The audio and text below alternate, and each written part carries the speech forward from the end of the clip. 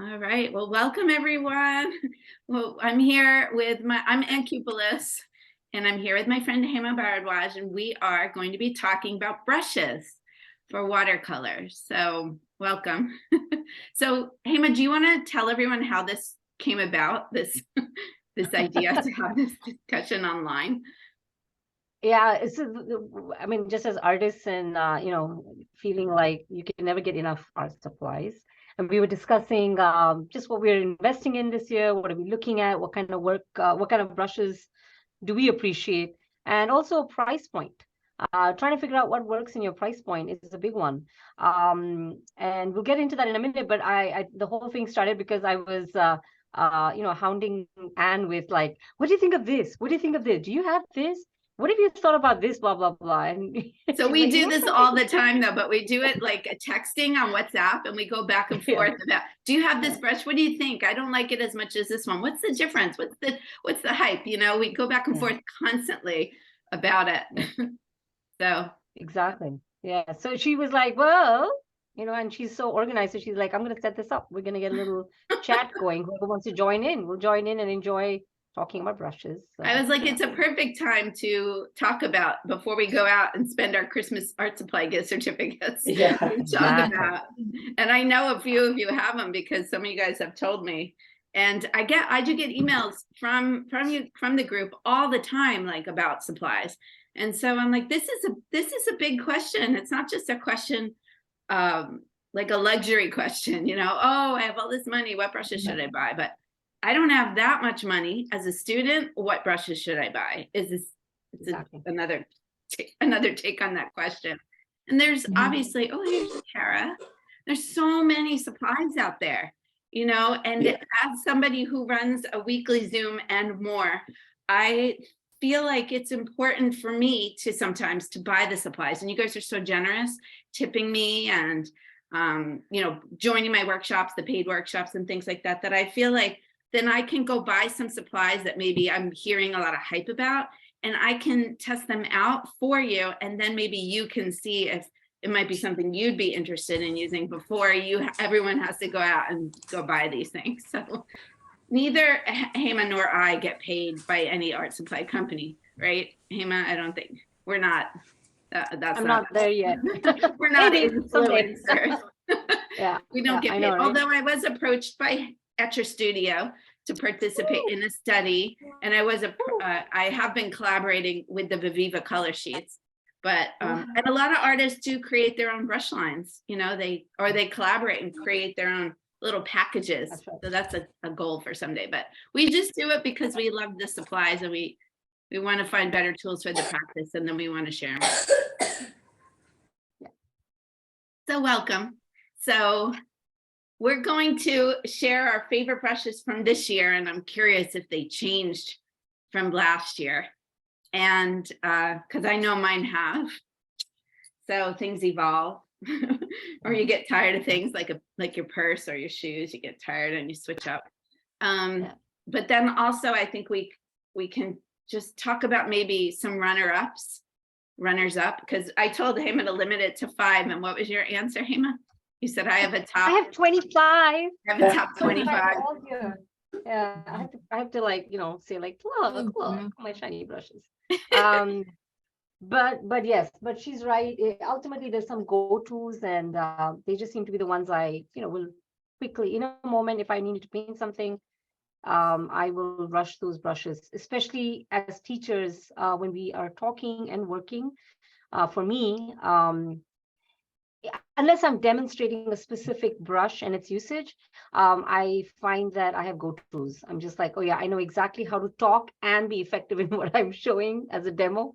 And so I have my go-to brushes. Right. When not you're teaching, always yeah. Sorry, when you're teaching, you don't always want to get experimental and have it like a failure on the page, right?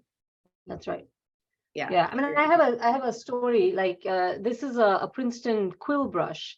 I don't know if people can see, but yeah, there we go. Like it's a mop, Yeah. Yeah, same thing, exactly. It's also called a mop, and oh my God, don't get me started on brush companies and why they name their brushes so differently. And yeah, so And just why make the one. sizes are all different too. They're That's all another wonky. thing. Oh, there you Yeah, go. Susan, Yes, Susan has has it the right. same Yes, brush. yes. Yeah, if you guys have comments, like jump in, or I know we talk fast and loud, so raise your virtual hand or raise your real hand, and because we want this to Sure. be I interactive. love this and if you- brush. Just say that. Yeah. Yeah, so yeah, we won't go on rants about why the brush companies do what they do because there's no Yeah, but there's standardization of paints. You know, Yeah. there's a standard color chart and things like that, but not for brushes. So Yeah. Hema, do you reason want I to go first on what your favorites are? And then if you want to share screen and demonstrate, you've got the host ability to do that. And you don't have to worry about me, or I could take myself off spotlight. So Oh, no. So can everybody see one of my screens where you can see my hands and my brushes? Is that no, visible? but I can do this. I can see it. Okay, awesome. Yeah. So the only reason I brought this brush up, it's actually not one of my favorites anymore ever since I bought the Casaneo, which was my expensive Christmas buy. Gift money from family is like fantastic. They ask me, what do I want? I'm like, brushes, paint. So you prefer the Casaneo over the Rubens now? Is that what you're saying? Over the Princeton. Yeah, over the Princeton, Neptune. sorry. Okay. Yeah, mine is a Princeton Neptune. I never got the Rubens, although I've been wanting to try them ever since. I think you told me, and a friend of mine uses them. The thing is, this has a bit more spring. I don't know how to explain it, but it's like when you use brushes, you will start seeing a huge difference in the way they spring back, the way they hold water, the tip. So I found that the Casaneo does these beautiful, like multiple, like I can even make a very thin line. Okay, like I can make multiple thin lines. I can make a wash. I can do these like squiggly things and sort of, let it go. You can have so much fun.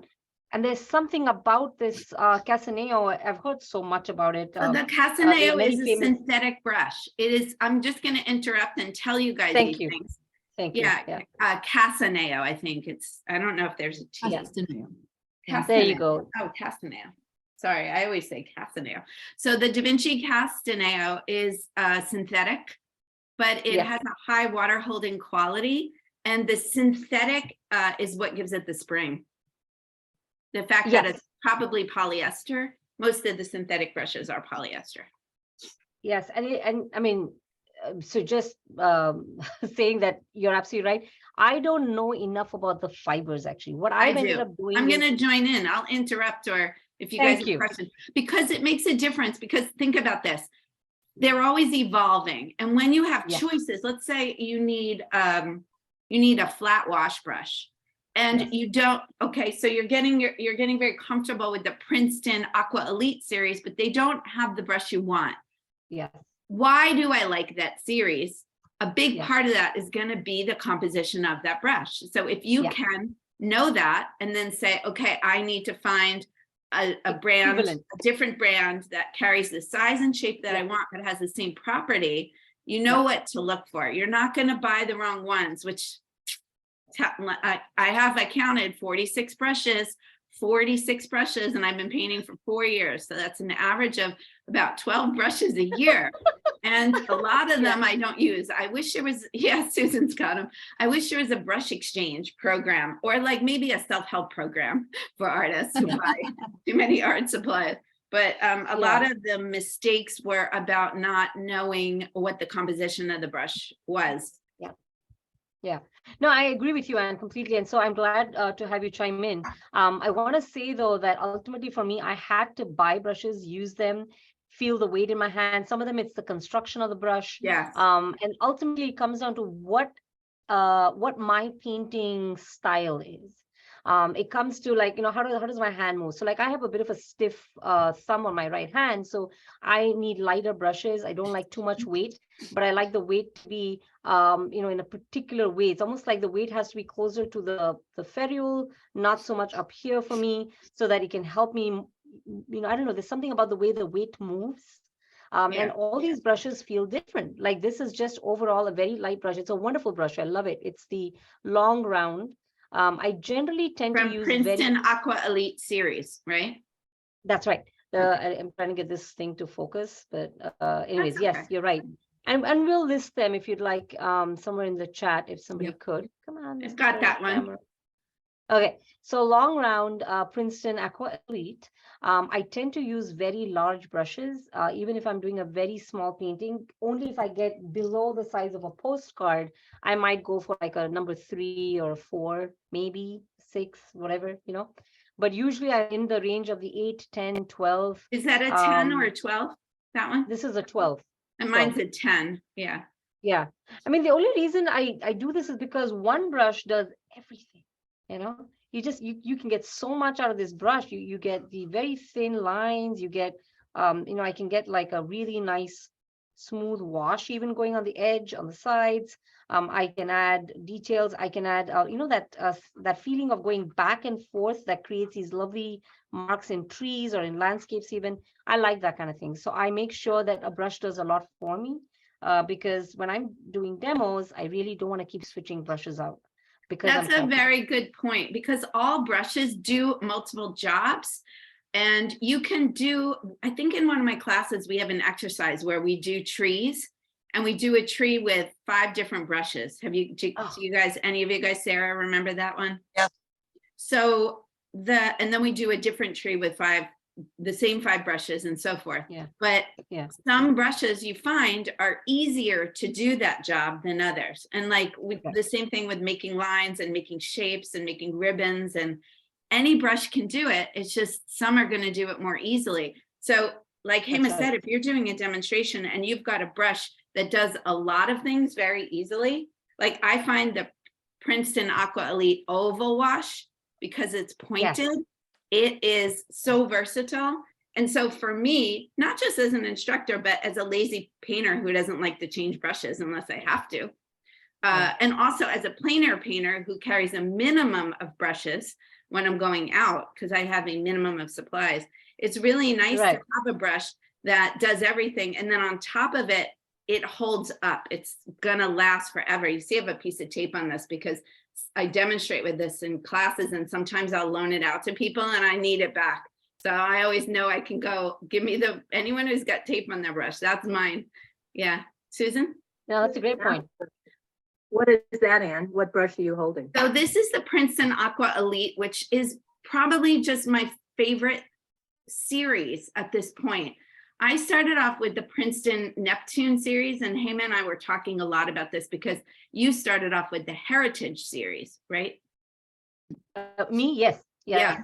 I just found, because the Neptune is a little cheaper, and I think the Heritage is the most expensive, but the Aqua Elite, I just kept hearing that it was better, better, better. So I graduated up to it, and I find now that I think it's 3 out of my top 5 brushes are, well, 2 out of my top 5 brushes are from Princeton Aqua Elite, but the Aqua Elites are the ones I go to more than anything else because of the spring that they have to them. So they were really high quality synthetic. They're a better synthetic than the other Princetons.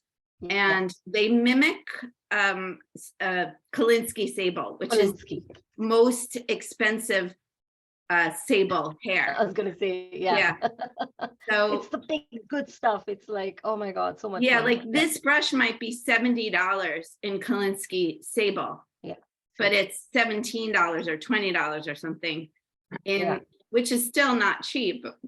But if you have a dozen brushes and they cost 20 each and they last you forever, that's not so bad. But and even go ahead, sorry. No, I was just going to say, so that's why I feel like Princeton Aqua Elite is a great go-to, because it's got, first of all, it's vegan. Second of all, it's really well constructed. That's what I was going to say. It holds a ton of water. And when it's my turn, I'll show you something, because the brush that was my favorite brush before this is extremely similar, except it doesn't hold nearly as much water. So if you want to paint, or lay down like a nice juicy wash, you want it to hold a lot of water. And then it comes to a nice tip, which for me is important because it's that versatility. 100%. Then I don't have to switch brushes as often, right, Hema? Absolutely. No, no, absolutely. And I wanted to say that when it comes to so I do go look at some of my, the masters that I follow, and one of them is Mark Taro Holmes. And I was surprised when he said that he only used to use, real animal hair brushes like Kolinsky, whatever. And then he mentions this and said this is the first time he felt a brush was able to do what the natural fibers do. If you guys And it's don't a know pretty big, Mark Taro Holmes, I'll put him in the chat because he is really amazing. I think you guys will really love him. He has some Yeah. YouTube videos, not that many, unfortunately. And lately he's been painting in oils, so it's kind of frustrating, but you can go back very and look frustrating at. to us. Yeah.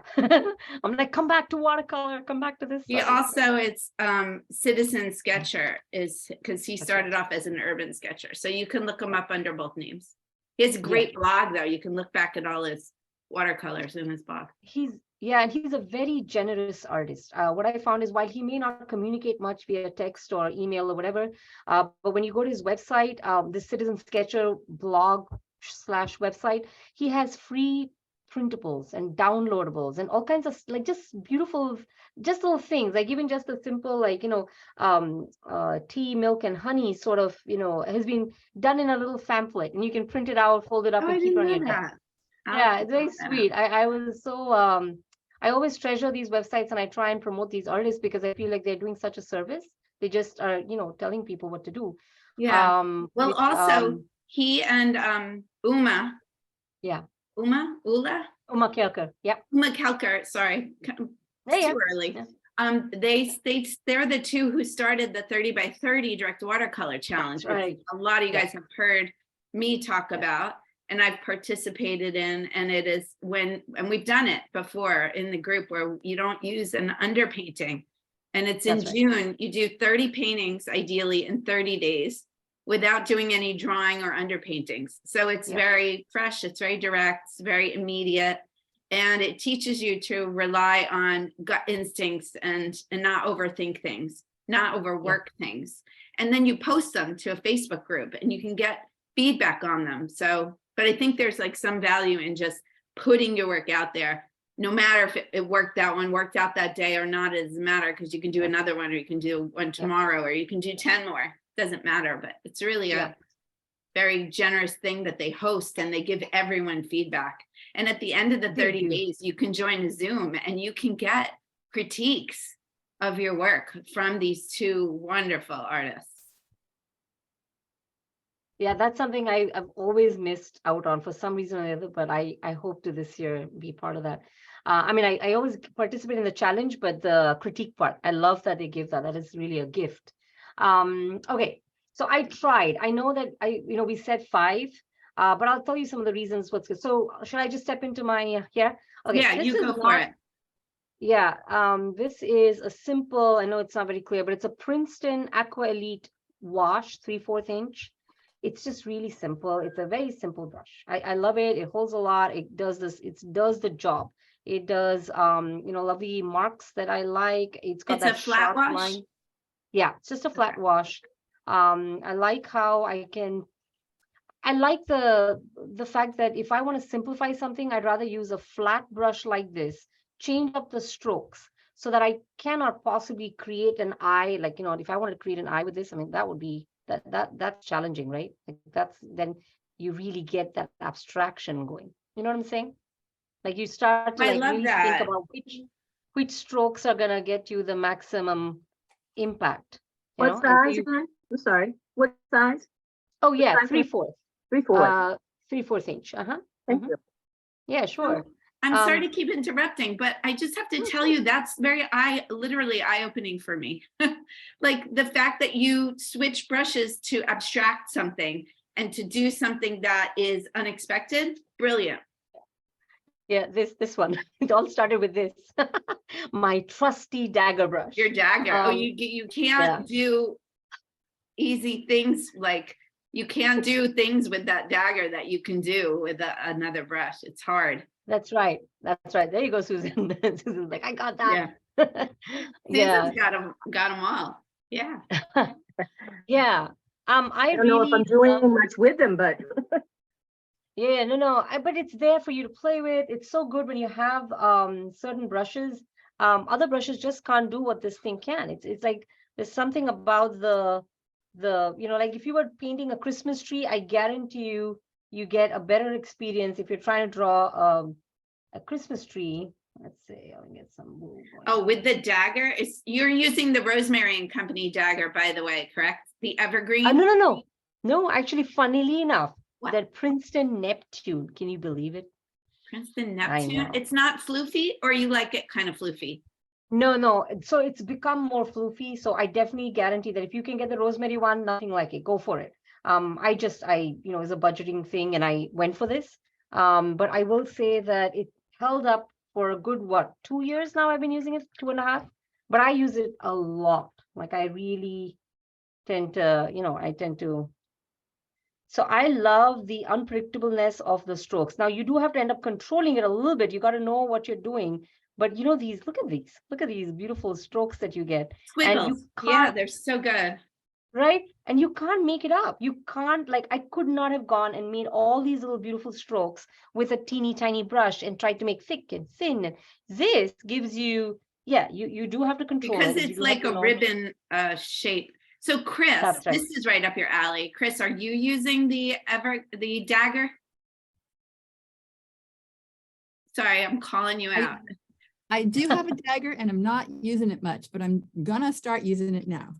So that painting we did together on the beach where I had drawn the tree and then I told you to go at it with color reminds me of that doodle that Hema just made. And I was just thinking, did you use a dagger brush when you did that? No. That's, I need to branch out. I use the same old brush all the time. It's got my old favorite. Yeah. What is your favorite? Which one is your favorite? It is, it's a black velvet. Wow. About, I don't know, I think it's an 8. Yeah, black velvet. It's a pointed round, huh? Yeah. That's nice. Yeah. Thank you. So in terms of categories, okay, let me just now wrap up this a bit. We have my 2 dagger brushes, but it could be any one of these depending on the size of the painting or what I'm tackling subject matter wise. I do like my round. This is a brand new heritage. My old one really has had a sad life and it's almost dead, I feel. So I'm not, bringing that out. It's been worked a lot, but I love a good thick. It's almost like a mop for me, but it's also not. It's easy to lay down. It's got it holds quite a bit, and I feel like I get a lot of fast effects with it. Is that a Raphael? No, this is just a heritage Princeton round. Oh, And the okay. reason I switched, so here's what happened for me. In terms of budgeting, I had to choose where I wanted to put my money. And usually I would say brushes come up, pretty big time for me. But this year, I don't know, something happened. I started reading more about the heritage series, the Aqua Elite series, and the Princeton brushes to me are more affordable compared to Rosemary and many other amazing companies. I may have to buy this again in a year. It's not going to last, as long as the others. But there's something to be said for putting your money towards what really matters. And for me, that was paper and paint. Like I'm switching up to Daniel Smith paints. I really wanted certain very unusual pigments. That's a lot of money. So I kind of decided to take this is the only brush I decided was worth it. The Casaneo quill mop thingy. I love it. It's a size 4. It's not too massive. If I'm going to go bigger than this, I may as well use a giant mop like this, like a cheap one, because I'm not going in for detail. And I'm not one of those plein air painters painting like full-size sheets or something, So it also comes down to what you want to paint. Where are you painting? Are you painting outdoors? And like Anne said, you want to minimize your tools when you're outside. But it also depends on what size, what your subject matter is. Like I love the way Anne uses her flat brush, I think it is. And when you do the landscapes, right? I think you use the flat a lot. I really love the way you handle it. Oh my God, I have that same brush as you, which is so weird because it's not a common brush, is it? Yeah. That's hilarious. Right? Yeah. And the oval wash that Anne talked about, is it also a pointed filbert? No, it's also Yes, called, I don't that's know. what it is. So it's the Yeah. same name. Yeah, Filbert is is basically is like, if you took a round brush and you flattened it, right? that's right. But if it comes to a point, then it's called a pointed filbert. And yeah, they call it an oval wash, but I always still call it a pointed filbert. I still call I it. think so too. And I think it combines the best of the long round in a way and the flat. It does so much. So I recently painted some seashells, and I think the entire time for one of them, I only used this because I needed the details, but I needed some washes so I could take it on its side. So much of it, I think, has to do with what are we trying to achieve, what our budget is, and what's going to also, in my case, help me with my abstraction. And if I want more abstraction, I need to be able to let go a little. And in order to let go, if the brush has already built in, you can't control me attitude, then it's more fun. Right, is and like, I agree with you on that completely. I think that, just as a point of clarification, I think that when Hema and I talk about abstraction, we don't mean literal non-representational abstracts. What we mean is that we're trying not to make a photorealistic representation of what we see in front of us. We're trying to create marks that are interesting, that still convey the scene or whatever it is that's in front of us, but without being very literal. So like when she said painting an eye, she's not necessarily painting an eye. She's creating a symbol that looks like an eye when you glance at it, right? yeah, And, that's right. and I Thank think you, that yeah. that's so important, because if you are doing more photorealistic or more just, let's call it realism, more realistic work, then you're going to want to switch brushes way more often, because if you need to make a flower, you're going to want a brush that's rounded at the tip so you can get that little more realistic look of a flower. But if you were to squint at that same scene of flowers, you won't see it that clearly. And so you don't need to switch brushes. You don't need to make that mark round. You can make that mark elliptical or square or flat or whatever it is. And our brains will still go, when you look at the whole thing, think that's a flower. Yeah, it fills in the information. It makes paintings, for me at least personally, more interesting. And it's not that I don't appreciate, like, hyper-realistic watercolors of like botanical illustration and stuff. I think they're exquisite. It's so much fun to look at them. But I personally love to see how I can abstract something and make it still read as something, like, so the Christmas tree, abstracted, and then we have fun with it. And I agree with the skill set required, the brushes required.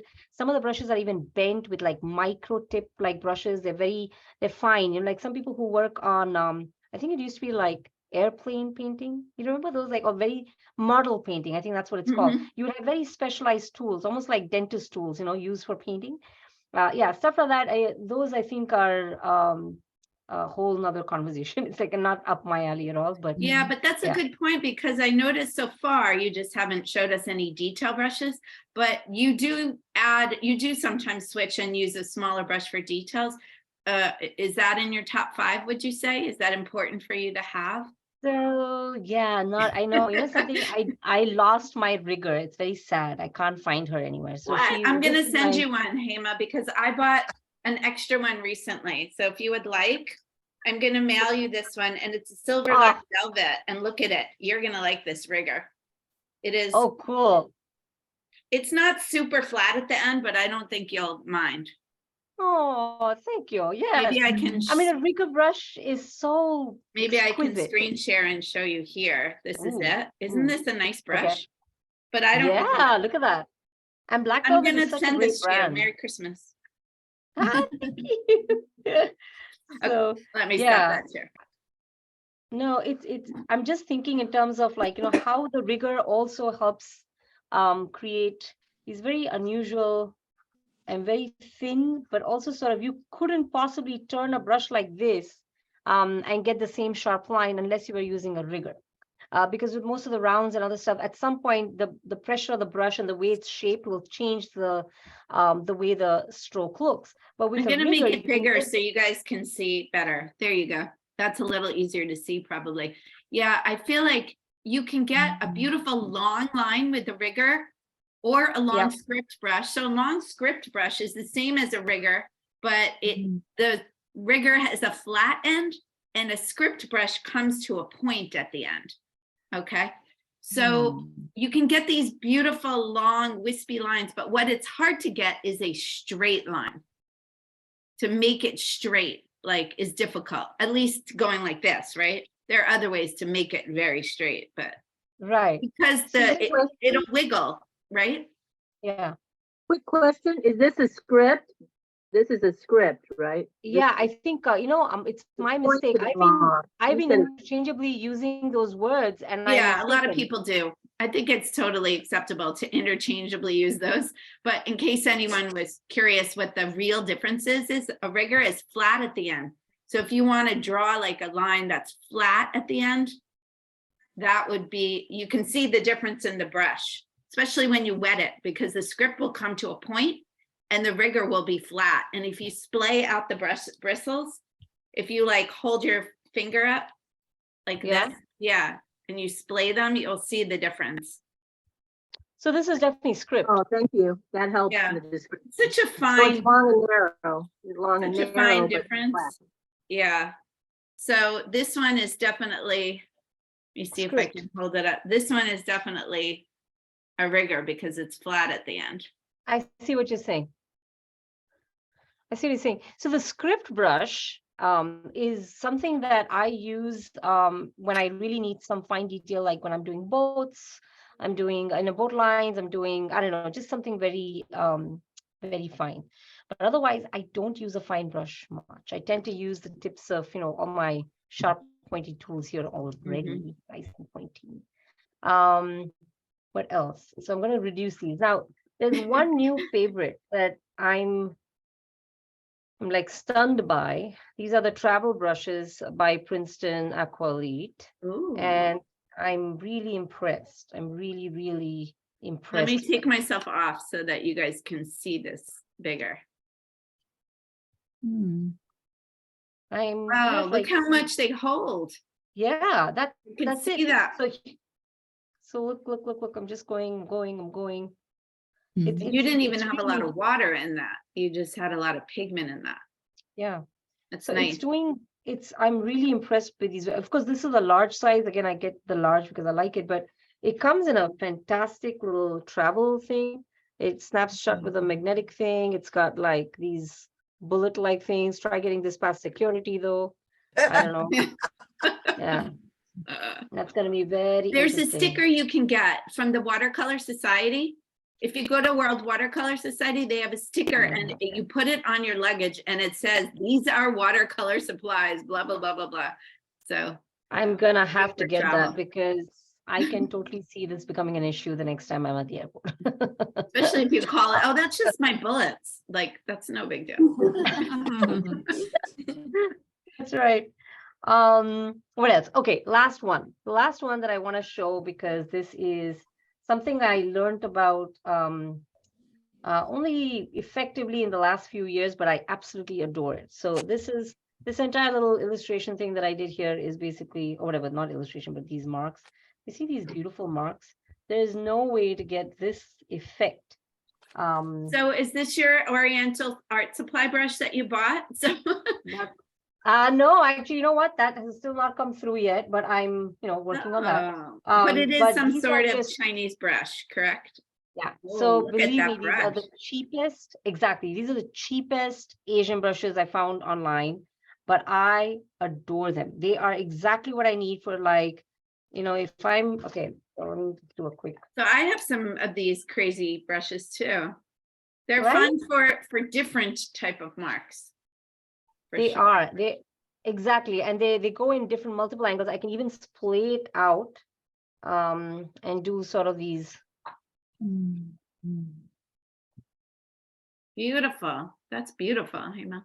Let me see if I can. Yeah, it really creates these marks that I don't think I could it's really nice to have cheap brushes or to use your old brushes. Don't throw your old brushes away, ever. First Yes. of all, you can bring them back to life quite often, but if you can't, if they were inexpensive and you can't bring them back to life, you use them for scumbling. You use them for exactly what Hema is doing, getting that coarse texture and being able to really smush them and roll them around the paper and not worry that you're ruining one of your favorite brushes. So keep your cheap brushes and your old brushes for scumbling and for Keep them. texturizing. Yep. And I think You're those welcome. are, yeah, that's my. Look at it. Look at the pretty page you've created just with the marks. Fun. Yeah. So Brushes Hema, are here's fun. a dumb question. Before you got your travel brushes, did you have a separate kit for going in plein air, or did you take brushes from your regular brush kit out and just say, okay, I'm going to bring these today? Okay. I have bought this type of brush. I mean, these are available. These kinds of brushes are available by different makers. I bought some other one. I can't even remember the name of it. I hated it. It wouldn't come to a point and say it didn't carry the, just didn't feel like a real brush. It felt like a I don't know, very low grade student quality brush, and I didn't like that. I also didn't like that they were not weighted well. You know, this one, it's weighted differently. It works for me, something about it. So I like it. I used to carry full size regular brushes. I would minimize it to maybe like 3 brushes. I would put them in a little something like this and roll them up really tight and travel with them. Not very effective. And I was looking for something like this that was within my price range. This I really lucked out. I think it was also a bit of like Christmas pricing, but it's really not that bad. If people want pricing or things, I think it's best if I just put Amazon links and people can see kind of what the price range was in the last month or so. You can buy directly do, from Princeton also. That's right. And you know, they do have, that's right. You don't have to go on Amazon. I know I'm a yeah. But the Well, not everybody loves Amazon, so or exactly, has Amazon Prime or anything. I hear you. What was the other thing I wanted to say? Oh yeah, this one's even the smallest brush, I think, which is this one. I think, is it the size 4? Yeah, it probably is. I really like the point on it. So it did not disappoint, like that.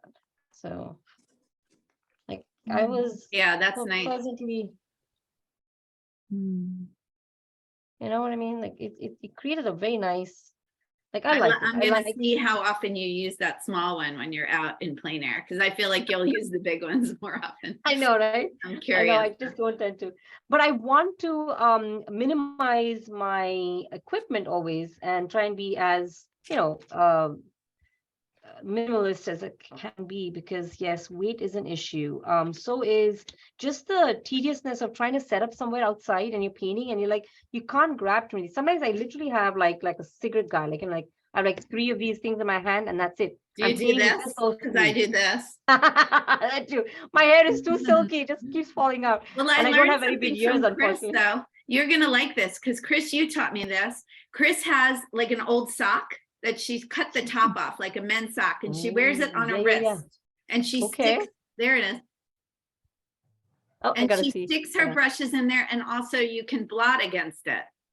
That's so smart. I love that idea. So I love it. I did it with a smaller one, Chris, like almost just like a sweatband or a you know, CBs, those little like seasickness bands, and I'll stick the brushes in there on my non-dominant hand so I can grab off of them. So that's oh my god, okay, this is a game changer for me.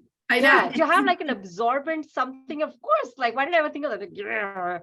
I'm always getting my sleeves, you know. I wear the crappiest stuff when I'm outside. I'm not a neat painter. Watch out when I'm painting. So yeah, I like take that. Robbie's old sock and cut the top off, and there you go. Yeah. Oh my god. Well, thank you for sharing those. I'm going to remove the spotlight. I'm going to share my screen because I don't have a dual camera the way that Hema does. So I'm going to share my screen here and I'll show you guys what my favorite brushes are. And I'll toggle back and forth. So I think we have so much overlap, Hema. So my favorite brush is the Princeton Aqua Elite Oval Wash. which I also call a pointed filbert. Yep. So just for comparison's sake, this was the brush I discovered first, was this Artist Loft Vienna, and everybody would try to find it. And like, this was the beginning of the pandemic. I don't know if they stopped making it or it just was always out of stock coming from China or whatever. And I have no idea. This was where I got the name pointed filbert, right? It says it right on it, right here, pointed filbert. But there we go. the difference is twofold. So first of all, this doesn't come to a nice tip. So when you're trying to paint with it, you can't get a really good tip, but you can get like nice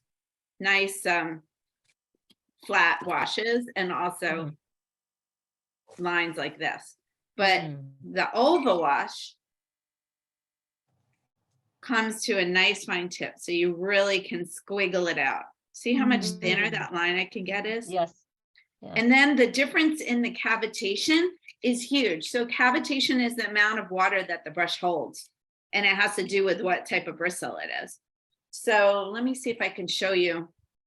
I'm going to just show you on here. So I've got the brush fully loaded with water, and this is the Artist Loft Vienna. So it's a tinted water, so you can kind of see the size. It's not a very big water blot, but look at what it is. This same one, it's going to start spreading. The same one with the Princeton, it holds a lot more water. Yep. So, which means it holds a lot more paint, which means I can do nice juicier washes, but it also means that I can paint for a longer period of time without having to replenish my brush. So talking about economy, we've already talked about all of the pros of this. So this is my backup. This will go, when I can't find the other one or if it's dirty or something. But we already talked about the pros of this, having this synthetic version of sable. So synthetic sable is the go-to. That's what these Princeton Aqua Elites are made of. So that is my number one favorite brush. And I feel like that brush has replaced the other brush, but it's also sort of replaced my dagger, because I really can get a lot of things done. Obviously, it's not the same. Sorry, that's not the dagger. I can get a lot of things done. This would be a backup. If I had a top 10, it would be in there, but it's not in my top 5 anymore. I was totally enamored of the dagger last year, and now I'm like, it's a little too angular for me. And it doesn't have the same kind of versatility. So, so funny how we have overlap. Also, I love my number 10. It could just as easily be an 8 or a 12. But I just haven't bought every brush size on the planet.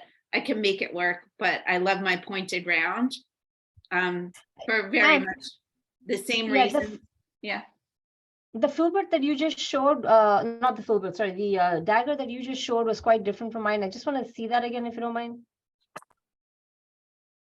This is the Rosemary 1/4 inch with the short handle. Yeah, and the brush length. So the hair length. You see the hair length is so different in mine.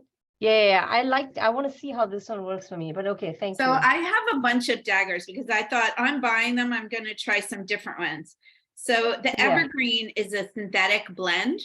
And then I also got the Sable blend. This Sable blend is a lot floofier. So you don't get those crisp lines. You get a lot less control. And then to go with that, the longer handle is less control. Because if you look at my picture, when you're holding it up here at the end, you don't have a lot of control. Whereas a short handle, you're going to tend to grip it down, like you'd hold a pen in most cases. So if you want less control, get the bigger handle. I find myself never using this one though, by the way. And then I also got something in between. I got, I got this one too. So I ordered 3 because it was like, then it was free shipping. So I got this one, which is the Pure Squirrel. And it's so hard for me to control. If anyone wants to try this, just let me know. I'll send it to you because it's just so loose and floofy. Squirrel is very soft. It doesn't have a lot of spring to it. I mean, it's an excellent brush. It's just not the way I paint right now. Maybe someday. Maybe someday I'll be painting that way. So, good question. So anyway, I like this point it around because I can get these thin lines more easily, but also I can get this kind of mark.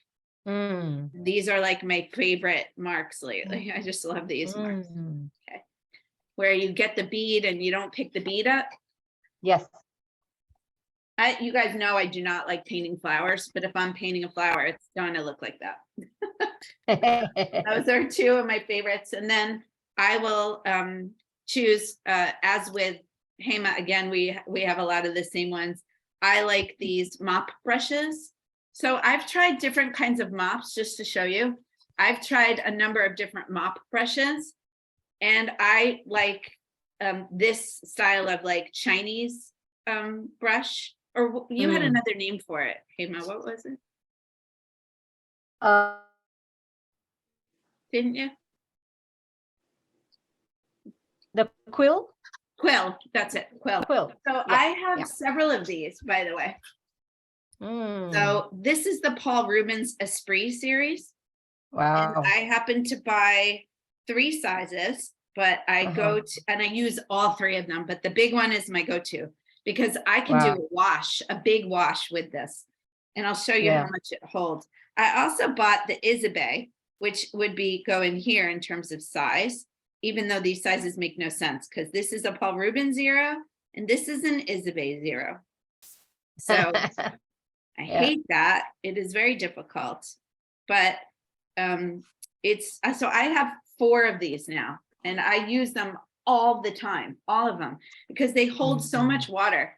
So when I want to do a wash, and I'm going to just use this paper, I think, to show you, get that out of the way.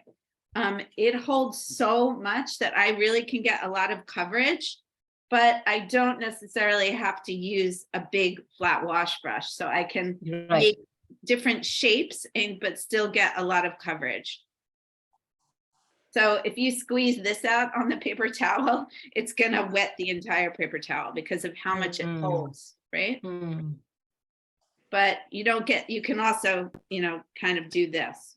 So I love these quill brushes, and I tend to use the bigger size the most often, but I use them all. So that's 3, right? Then I also do have a detail brush. You guys know that I do pet portraits and such. So I need to have a tiny little brush for things. And this is the best brush. So this is a silver black velvet. And this is a size 0. I recently realized that I have a 00, which is also called an eyelash brush. And it's like literally creating all it can create is eyelashes. So small. Especially when you paint in a sort of a medium size piece of paper. It's just the tiniest little line. And it's also very hard to control because it's not only small, it doesn't hold water. It hardly holds any pigment. So I graded up, right? So I graded up to a 0 and finally just sprung and I bought a 0 and I also bought a 1. What is the brand? This one is silver black, or it's called silver, sorry. The brand is silver and it's called Black Velvet series. A lot of artists really like these brushes. And so I thought, okay, I'll give it a try. And they're a great handle, easy to hold. So by the way, when you're talking making squiggle lines versus straight lines, I like to hold the brush like this. I don't like to try to draw a straight line because I'll never draw a straight line. My hand will shake and I'll ruin it. But if I lay it down and I draw a straight broken line, I feel like my eye will fill, or your eye will fill in the blanks on it. And it's much more straight. So for like stoplight or lamppost or even tree trunks, I really like to lay the brush flat. And if you use a script or a long rigger, you can really make that happen.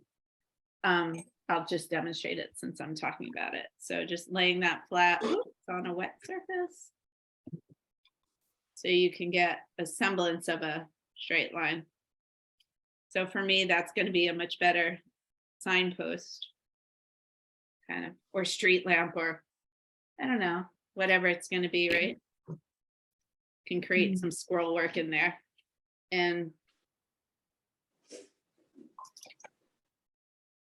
you know, if you try to draw a straight line, you can maybe draw it, but look, it's already gone wonky. I'd rather have that and have it be like it's in the distance or it's supposed to be sort of quirky and have Yeah. it look like I tried so hard and failed at it. So Yeah, yeah. do you do that too, Hema? Oh, completely. So I figure, like, we all know our strengths and our, you know, what is the opposite of strength? Yeah. Whatever that is. So yeah. My And weakness. I'm like, I need to remind myself to not always put the pressure of trying to get everything exactly so.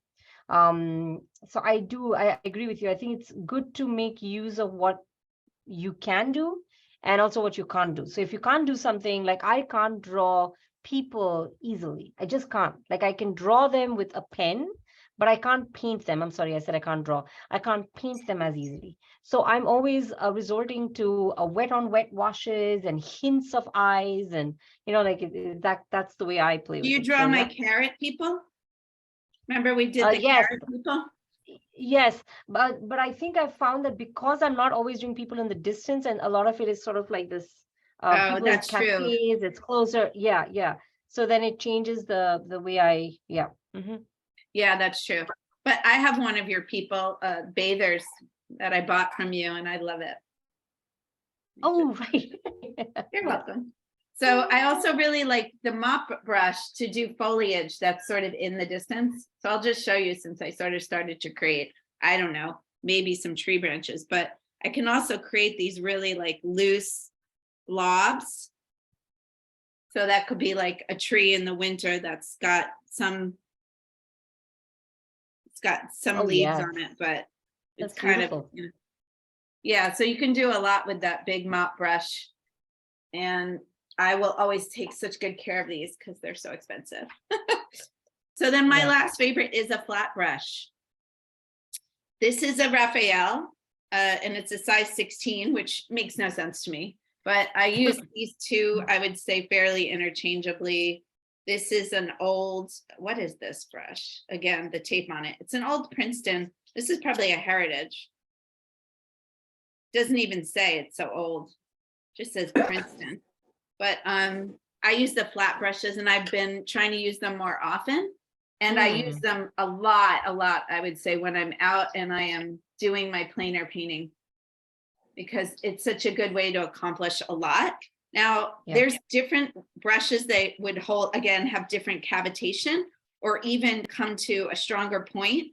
I actually like a flat brush that comes to a strong point and that isn't too floofy. So because I really like to make strong marks with it. So I really like that I can do sort of these kinds of abstractions. I love that. Right. Yeah. Especially with your landscape. It works so well. Yeah, like this most recent landscape painting that I just did. I'll see if I can find it. It's all vertical and horizontal lines. Yeah, I saw think that. I can find it while we talk. I really like it. Because and it obviously it's very abstracted. I mean, the bushes that are out in the desert or in the valley, they're not square, you know? Yeah. But it doesn't matter. It was much easier for me to just quickly kind of like dab those on than it was for me to try to switch brushes out. It was freezing, by the way, it's 20 degrees. I'd try to like switch brushes out and then try to make like individual shapes that look like all these bushes. There's so many of them. Oh yeah, here it is. So I'll show you guys. And it's also worked really well for mountains and for clouds. Fantastic. Thank you. So all the different layers. So you guys can see like here where I used my flat brush. I used this flat brush for almost the whole painting. I think even here, I probably used the side of it kind of carefully. The only thing I didn't use it for was this background here.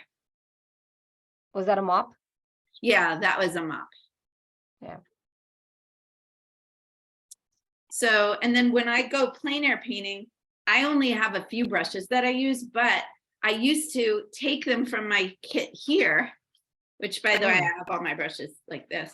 I used to take them from here and I used to like put them in my kit in my car, and then I'd bring them back in, and then, you know, back and forth and back and forth.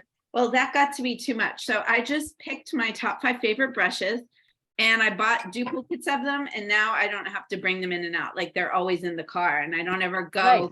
I don't have my XYZ brush. So Yeah. that was so stupid.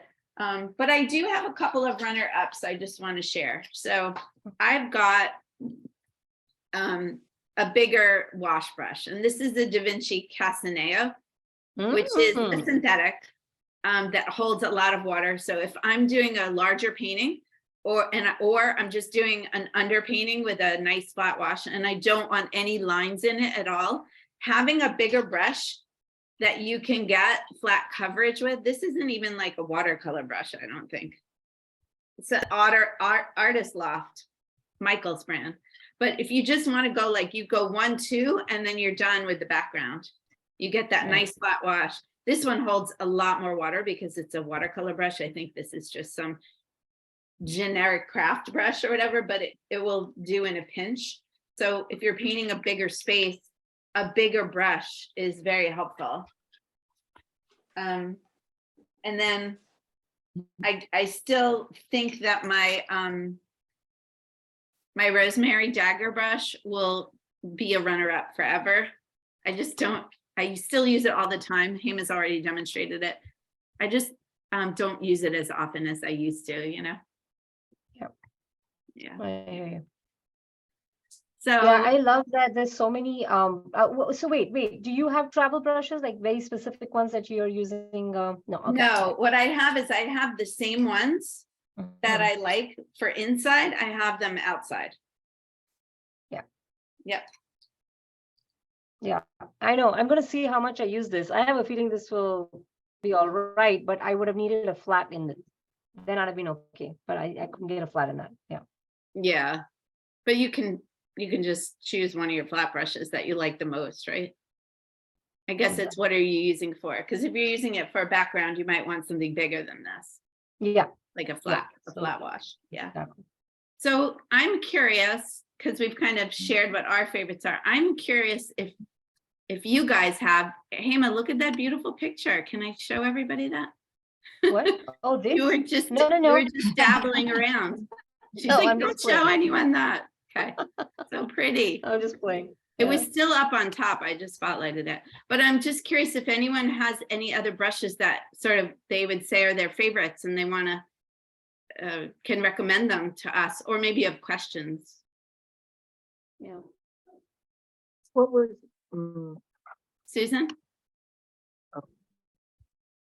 oh, just what was that? Castellano or can you just spell that or tell us what that was again? Castellano or Castellano? It's Casa, like house, Casa Neo. And I will put it in the chat. Oh, okay, great. Thank you. It actually has no T and L or anything. It's There's just no Castaneo. L. Yeah. Oh, It's like new house. Casa Neo. Castaneo. Yeah. Okay, good. Yeah. So soft too. It's like a makeup brush. It's so pretty.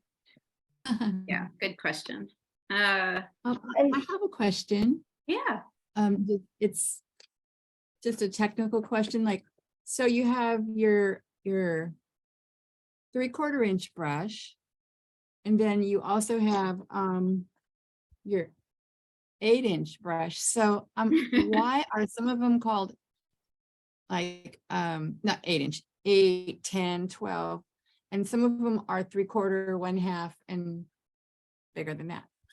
Why? I don't know. Nobody ever got together and said, we really should standardize this, you know?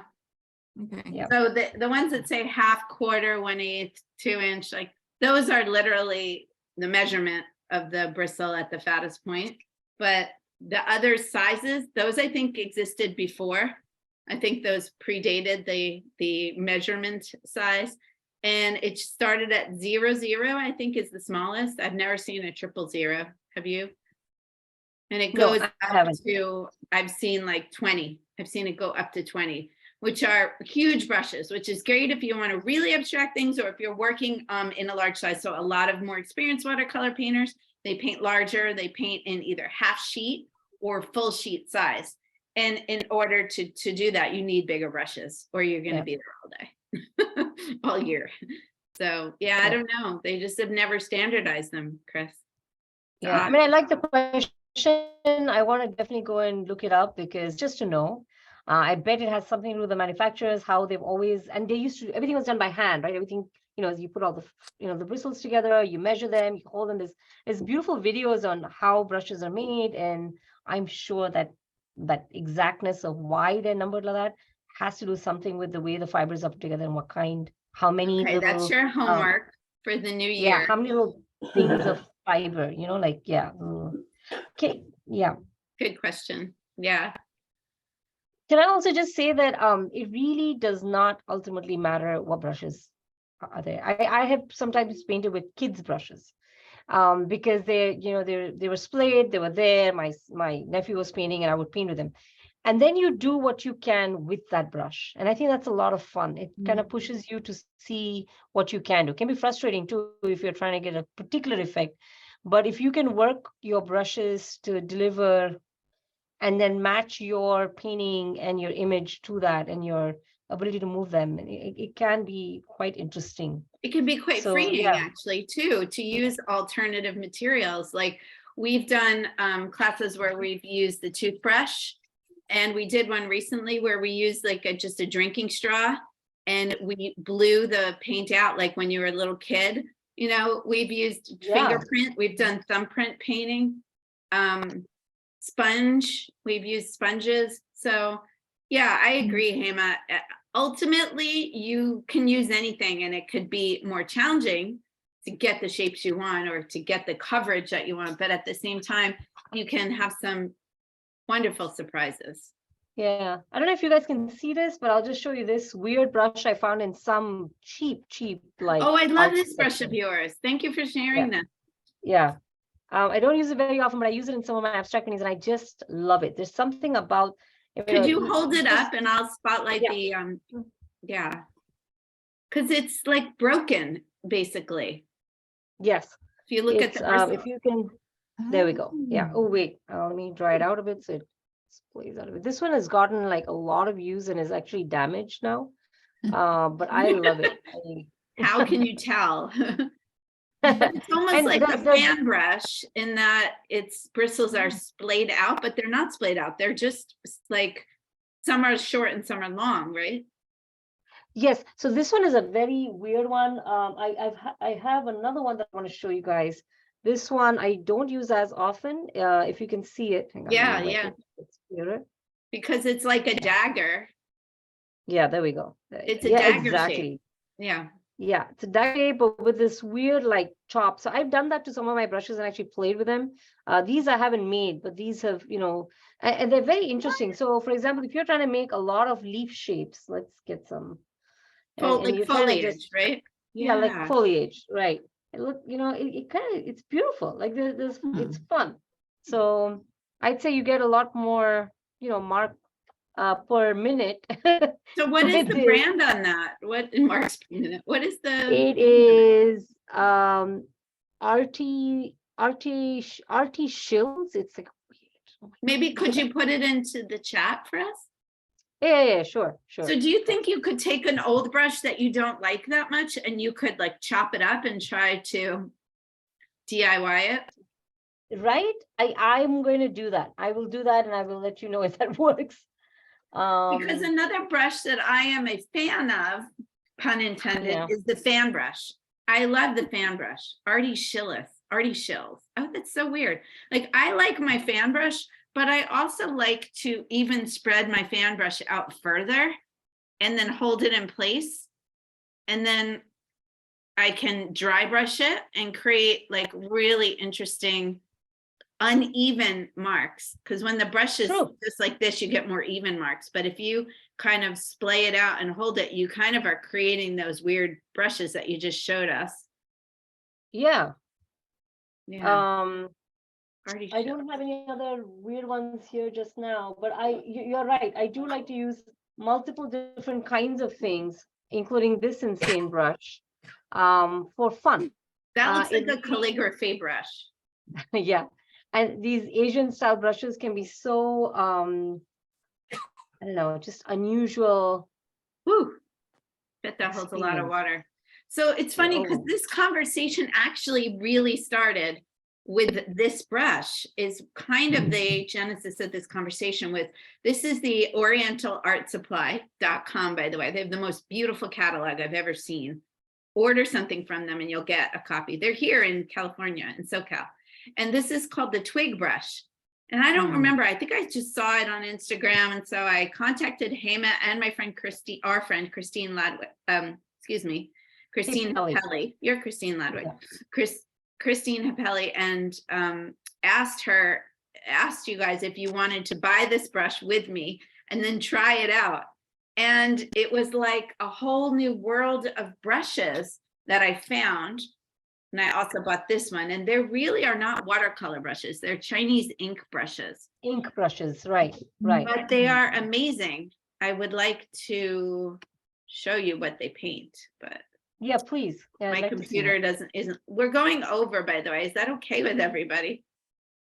Yep. I can do You have to another cut 5, out 7 minutes and then, yeah, and then I a can. couple yeah. more minutes, yeah. Okay, so oop, I just think I just muted somebody and I didn't mean to do that, so here. So yeah, these brushes do create some really fantastic marks.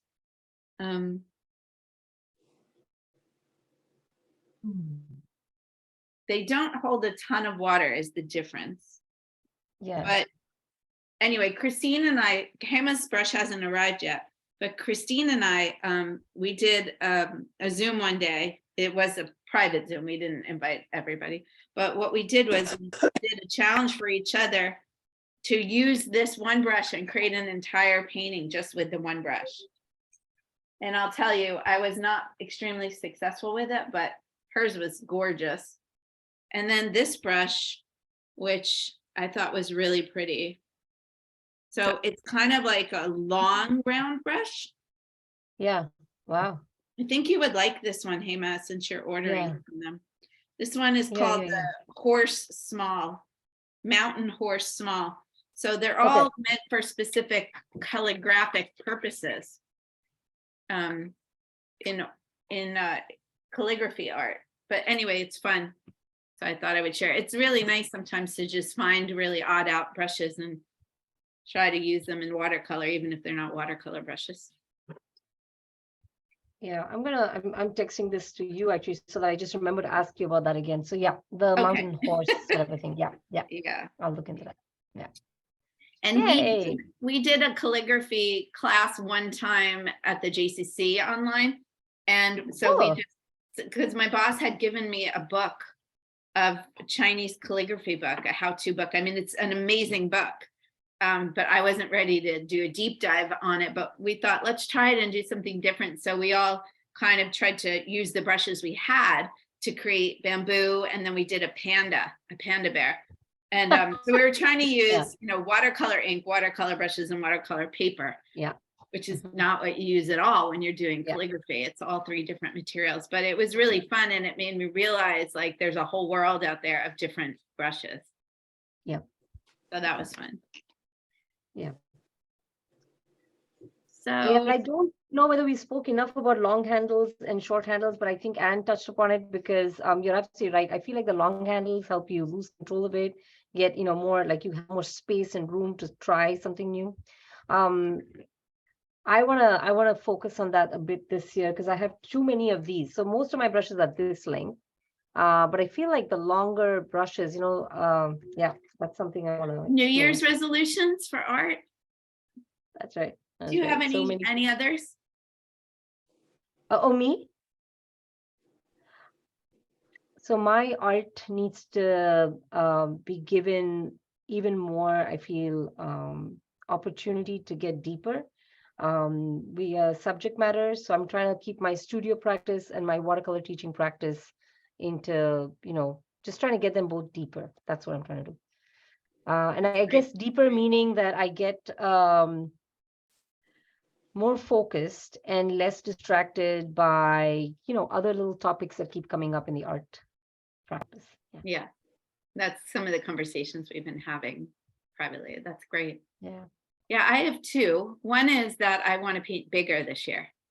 Bigger. I'm going bigger paper, bigger mark making, bigger everything, bigger brushes. Might have to buy Wow. some new brushes. So yeah, that's going to be pushing myself outside of my comfort zone. The biggest painting I've ever painted was 16 by 20. And, you know, paper gets exponentially more expensive. It's not like going to a bigger canvas if you're, you know, working just on a canvas. Like Absolutely. big watercolor paper is much more expensive. So it's a little daunting, but I'm going to do it. And I might apply for an Arts Council grant to explore that. Great. Yeah. And that's one is painting bigger. And then the second for me is abstraction. So I want to go much deeper this year into my more abstracted works. And it's hard. There's a push-pull. So I'm teaching class and we only usually do abstracts or like 1 or 2 lessons, you know, and then also I have my business, which is a lot of it is doing portraits, pet portraits and people portraits. And the ones people buy from me, the ones I advertise, they're not abstract. So but I don't even think I'd know how to do abstract and still make it a likeness. You know, I'm not there yet, but I do want to go deeper with my abstracted landscapes and the scraped landscapes that I do. Oh, And yeah. so Those are fun. I have to figure out how to carve out some space for that without distraction. So putting other things on pause. That's it. Me too. Yeah. We'll see how that goes. Yeah. And then I'm prepping for, you know, my Catalina adventure and Oh, it's going to be so fun. So other fun. things. Yeah. Yeah. Yeah. All right. Sarah? And there'll be a fall adventure this year. And a fall adventure. Yeah, I hope so. If Catalina fills up, there'll be a fall. Otherwise, I'm not so sure. I'm trying. Yeah. I'm going to really kick it into high gear in January. Yeah. Sarah. That'd be great. Yeah. Okay, so I have a question. I've got these brushes that I can carry Mhm. like this in a little pouch. Travel. If I'm out doing things, can I put them away or do I need to let them dry? If I've been painting and they're kind of wet, can I just put them You away? can blot them and put them away. Okay. Right, Yeah. Hema?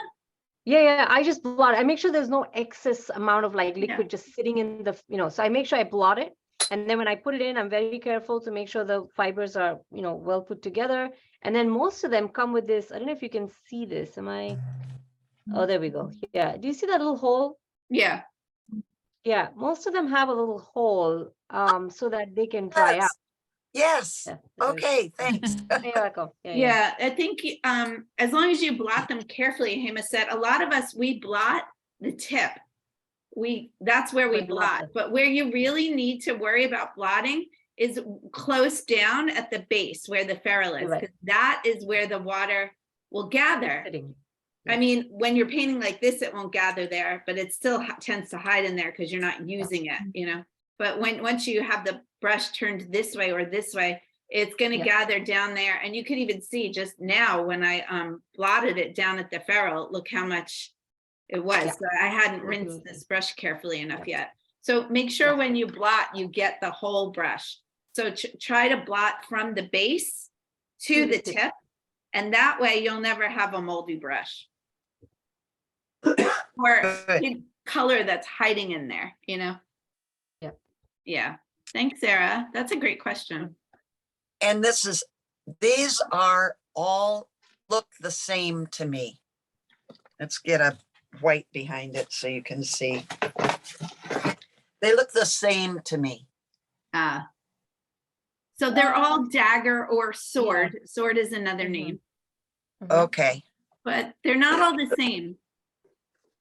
No, they'll pick differently because one's thicker and one's angled more. Yeah, This thicker.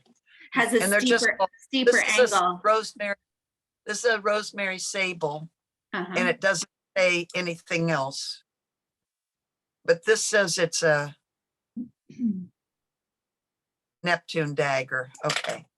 And a Princeton same thing. They're the same brush. But they're Never mind. different compositions. So Okay. the Neptune is probably synthetic. And the Sable is going to be your best, maybe your best one, I would imagine. So it's going to have a lot of spring to it, hold a lot, and it probably will be not that floofy. But I also see one there that's really floofy. I don't know which one that is. And rosemary sable. And Oh, it's that's the floofier looking one? that's what I think it. Yeah. That's a good brush. The stiffest one is the rosemary sable 3/8. That's the stiffest one. It's because it's smaller, so you don't get Ah. as much bend on those bristles. Those are good brushes, Sarah. I bought them because you recommended them in class one day I thought. during my career with you. Nice. All right. Okay. Well, I hope that you guys enjoyed the chat and Great, thank Yeah, thank you. It was fun. It's discussion. good. Yeah, and I just want to say thank you to Hema for always joining into the Zooms with us when I ask her to. Yes, thank you. Thank you. Go visit I her learned a lot. Instagram and look at her beautiful work if you haven't seen Very it. inspiring to hear you two. Thank you. Oh, you're welcome, Thank you so Susan. much. You're a great interviewer, Anne, Thank you. you. even though it's a Way conversation. to end the new year. What is your Instagram? I Mine, have yours, Ann, but I have yours, Ann. Hema, but could hang on, you what's put it your- in the chat? Oh, yeah. Okay. Mhm. Here, I'll just. Thank you. Yeah, and we wish everybody a happy, healthy, safe new year, Yes, very a important. creative new year, a filling new year, and just keep putting your art out there. Yeah. All right. I'm Thank sorry, you. it's taking me a minute to get this open for some reason. Oh, do you want me to do it? Yeah, could you put in a link? I'm sorry, I don't know, it logged me Is out. it for some reason. underline? It's Hema underline Bird? That's right, Hema _A_ Bharadwaj, something like that. But if you had the link, it might be easier. Oh, No, I no, no. can- I can do it. No, no, no. Did I not do it right? Okay. Terrible. What did I do wrong? No, So no, ignore not that terrible or one. anything. It's just missing a initial. If I put in Hema _BH, I'm sure. it'll come Oh, up. with your middle initial. Thank you. Hema Yeah, underscore sorry, I A. couldn't get the link. Yeah, but Also, you guys can go to my Instagram and you'll see, you can that's right. see my, yeah, Hema and I are always commenting on each other's artworks too. yes, yes, so good to be on this journey together. I love it. Definitely. Yeah. It is good to have your people. Like Yeah. I always had friends, obviously, with common interests, and I had a lot of work colleagues because I was a workaholic. But it wasn't until I became a full-time artist that I found my people. Yeah, You know, that's why, even though the pandemic is over, why I keep doing the happy hours. And that's why I love doing the Eat, Paint, Live, because I feel like this Yeah. is the community that we understand each other and we support each other unconditionally, you know, when it comes to our creative journeys. You're so That's a great good point. at that. Thank you. As is Hema too. Yeah, I mean, learning. it's just, you know, my mom, she used to have a knitting circle and then she moved and she joined a nature center. She's on the board of the Friends of Daggerwing Nature Center. And my dad's Oh. like, why are you always down there with the, like, she does the financial, she's the treasurer. She doesn't need to be there all the time. And she's like, they're my people. Like they like lizards, caterpillars. And, you know, this is like, she just found her group. And so, yeah, it's important. And Yeah. it's really interesting how throughout the pandemic, we found people. Like if Hema hadn't gone to art school and met Stephanie, I would not know Hema. So there, your art journey was worth it. Just I know, right? like, That was we found amazing. each other all online. Amazing. And our friend Christine, who I was talking about before, we met Yeah. online. I think like I knew Hema and we have been doing Zooms for, I think, a year. And then when you were like, finally, I'm coming, you know, she came out to California and some of you guys met her. And I was like, it's so weird to finally meet you. And I think, was it you or Steffi, you're like, oh my God, that's right. Like you've never met each other I know, before. it felt like I'd already known you for so long. Yeah, yeah. Yeah. Yeah. That's Yeah, cool. it's a nice community. So anyway, hopefully you'll come out to California and paint with us again soon. Yes, yes. please. I want to come for one of the adventures. I want to do it. It'll Fun. happen. Yeah, Yeah. that would be great. Yeah. All All right. right, you guys, All happy right. New Year and thank Happy you New so Year. much. Enjoy. Appreciate Yeah, thank it. you guys. you. Happy New Year. They will. Happy New Year. You will. Yes. Yes.